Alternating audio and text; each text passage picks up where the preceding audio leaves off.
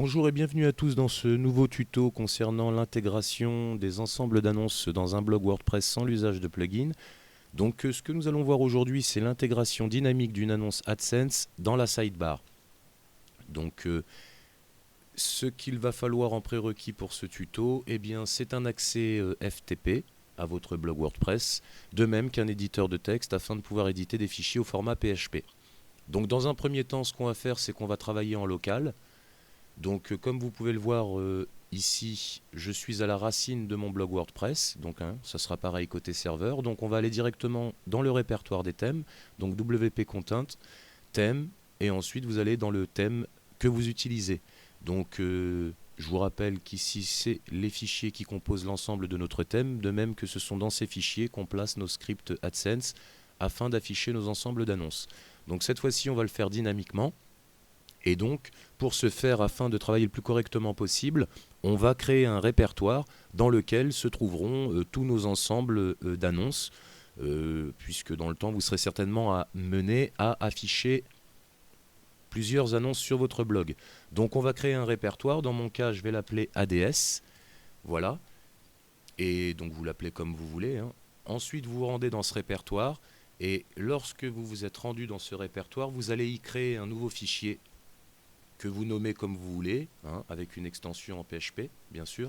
Donc dans mon cas, je vais l'appeler pub 250 par 250 sidebar.php. Donc le plus simple pour vous dans l'usage, eh bien, c'est de nommer vos scripts le plus proche de ce qu'ils sont dans la réalité de votre blog. Donc dans mon cas, c'est une annonce 250 par 250 qui se trouvera dans la sidebar.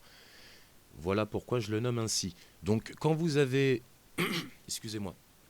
Quand vous avez créé ce fichier, vous l'éditez dans votre éditeur préféré et ensuite vous y placez votre script d'annonce AdSense. Donc comme vous pouvez le voir, j'ai modifié quelque peu mon script, mais dans l'apparence, il est similaire à ce que vous pouvez retrouver au sein de l'interface AdSense. Donc voilà, c'est terminé pour ce qui est de la première étape. On a donc créé un fichier pub 250 par 250 sidebar.php. Il ne nous reste plus maintenant qu'à créer un include vers celui-ci à l'endroit où on veut placer notre ensemble de pubs. Donc en sachant que dans notre cas c'est dans la sidebar, donc ce que l'on va faire c'est qu'on va éditer le fichier sidebar.php et à l'intérieur de celui-ci on va rajouter une petite ligne au-dessus de celle-ci qui indique le placement des widgets selon votre configuration.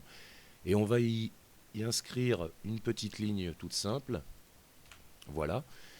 Donc comme vous pouvez le voir, j'ai fait une balise div align center histoire d'être dans l'ensemble avec tout ce qu'il y a autour. Et ensuite, j'ai fait un saut de ligne puisque c'est important de ne pas être trop proche, comme je l'ai déjà expliqué, pour des questions de règlement de AdSense. On ne doit pas être trop proche entre les éléments. Et donc ici, comme vous pouvez le voir, l'include qui appelle mon fameux fichier pub 250 par 250 qui se trouve dans la sidebar,